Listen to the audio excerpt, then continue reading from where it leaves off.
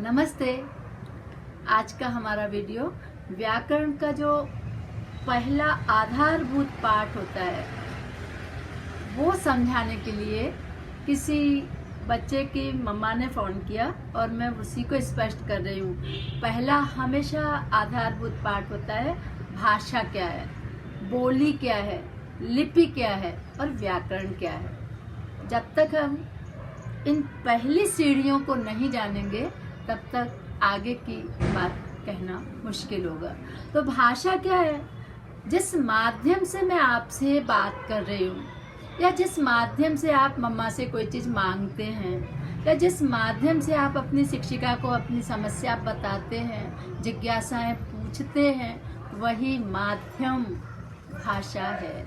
अर्थात अभिव्यक्ति का माध्यम ही भाषा है। संप्रेषणीयता जिससे होती है उसे हम भाषा कहते हैं। और इसके दो रूप होते हैं, एक होता है मौखिक और एक होता है लिखित। तो कई बार आप भाषण सुनते हैं, वीडियो सुनते हैं, आप जो मौखिक रूप में जो चीज़ें देखते हैं, नेताजी ने भाषण दिया या गायिका ने गीत गाया या कवि ने काव्य का पाठ किया, तो ये सारे मौखिक रूप कहलाते हैं। लिखित रूप क्या है? जब हम इन्हीं विचारों को लिख देते हैं, साहित्य का रूप भी ले लेते हैं। तो कभी हम पत्र के द्वारा लिखते हैं, निबंध के द्वारा, शिक्षिका श्याम पट्ट पर लिखती है, SMS करते हैं, व्हाट्सएप करते हैं। तो ये जो लिखित रूप होता है, समाचार पत्र हैं, पत्रिकाएं हैं, किताबें हैं आपकी, ये सारे भाषा का लिखित रूप कहलाते हैं। साहित्य रूप भी लिखित ही होता है। अब एक होती है आपकी मातृभाषा। मैं केवल आपको शब्दों से ये बता रही हूँ कि कौन कौन से भाषा के रूप होते हैं। तो जो आप माँ से सीखते हैं हमारी मातृभाषा कहलाती है। हम हिंदी भाषी लोग हैं तो हमारी मातृभाषा भी हिंदी होगी, पंजाबी लोगों की पंजाबी होगी।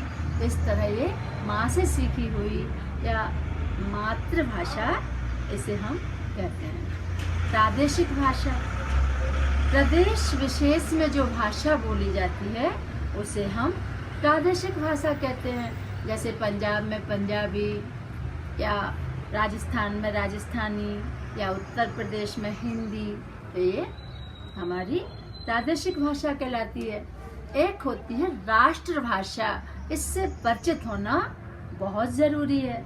तो जो संवैधानिक मान्यता प्राप्त हो और जो राष्ट्र के अधिकांश राज्यों में बहुमत के द्वारा बोली जाए और समझी जाए, उसे हम राष्ट्रभाषा कहते हैं। इस दृष्टि से तो हिंदी हमारी राष्ट्रभाषा है और इसे राज्य भाषा का स्थान भी प्राप्त है। अब बात है राजभाषा की। तो राजभाषा किसे कहते हैं? राजभाषा वह भाषा है जिसका प्रयोग कार्यालयों में सरकारी कामकाज के लिए किया जाता है। हमारे देश में भारतीय संविधान ने अनुच्छेद 343 के अंदर हिंदी को राजभाषा का दर्जा दिया है और 14 सितंबर 1949 को हमने इसे राजभाषा के रूप में स्वीकार किया। इसीलिए हिंदी दिवस हम इसी दिन मनाते हैं। अब एक आपने नाम सुना अंतर्राष्ट्रीय भाषा, इंटरनेशनल लैंग्वेज। तो निश्चित ही देश में सबसे ज़्यादा भाग में जो बोली जाए उसे राजभाषा और राष्ट्रभाषा बोला जाता है। तो जब विश्व में जो 2 या 2 से अधिक राष्ट्रों के द्वारा बोली जाए और जिसे मान्यता प्राप्त हो उसे हम अंतर्राष्ट्रीय भाषा कहते हैं। तो अंग्रेजी अंतर्राष्ट्रीय भाषा है। इसके अतिरिक्त हम शब्द एक होता है मानक भाषा। मानक भाषा स्टैंडर्ड लैंग्वेज, जिसे साहित्य के सभी विधाओं में लिखित रूप में हम लिखते हैं, उसे सबके द्वारा जो मान्यता को प्राप्त हो उसे हम मानक भाषा स्टैंडर्ड लैंग्वेज कहते हैं। अब बोली शब्द आप जानते हैं, तो भाषा का क्षेत्रीय रूप बोली कहलाता है।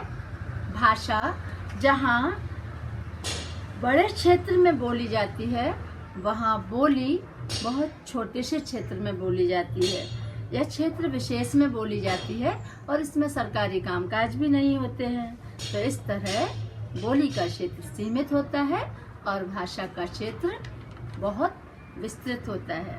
लिपि किसे कहते हैं? प्रत्येक भाषा को लिखने के लिए कुछ चिन्ह होते हैं और उन चिन्हों को हम लिपि कहते हैं। जैसे संस्कृत भाषा की लिपि है देवनागरी।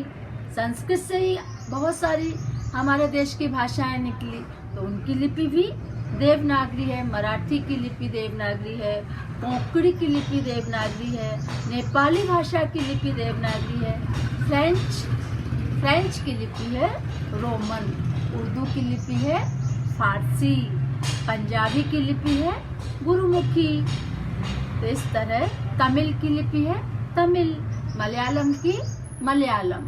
तो लिखने के जो चिन्ह निश्चित होते हैं, ये चिन्ह ही लिपि कहलाते हैं।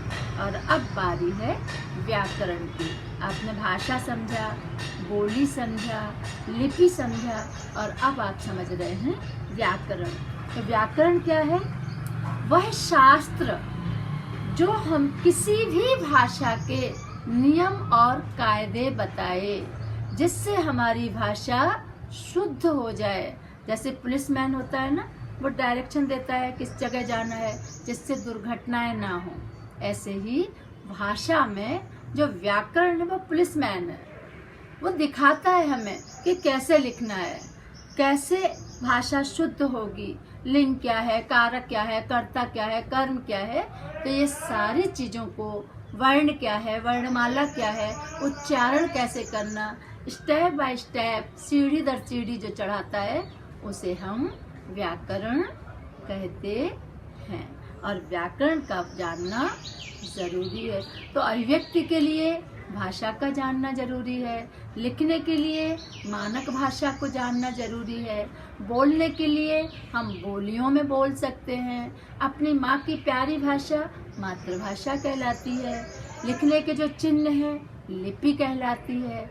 और जो इन चीज़ों को शुद्ध करने का काम करता है वो व्याकरण शास्त्र कहलाता है। तो मुझे लगता कि बड़े आसान से तरीके से आपने आज इन चीज़ों को सीखा। और ध्यान रखना कि भाषा हमारी माँ जैसी होती है, माँ जैसा सम्मान इसको देना चाहिए, और तभी हम आगे बढ़ेंगे। तो हमें सबसे अधिक अपनी हिंदी भाषा को प्यार करना सीखना है ना? किसी ने कहा भाषा तो सबकी होती है, इसमें मुझको क्या कहना, कहना है तो ये कहना, मेरी हिंदी का क्या कहना। तो हिंदी का मान बढ़ाएं, और इसके लिए अलका जैन की हिंदी क्लास को सब्सक्राइब करें और हर दिन हिंदी का एक नया रूप देखें। धन्यवाद।